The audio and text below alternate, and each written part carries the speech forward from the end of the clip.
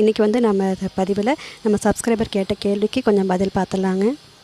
Arundhati sister இந்த நேற்று கொடுத்த ஹைப்ரிட் செம்பருத்தியோடைய பார்ட் சைஸ் கேட்டிருந்தாங்க. ஒரு க்ரோ பேக்கில் வச்சுருக்காங்க, இன்னொன்று அன்னை கூடையில் வச்சுருக்காங்க, ஒரு அலுமினியம் அன்னை கூடையில்.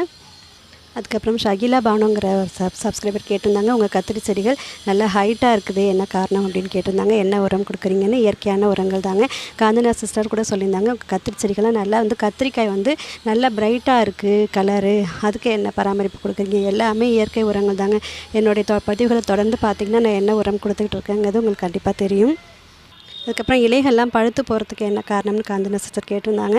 சத்து குறைபாடாலையும் பழுக்குங்க.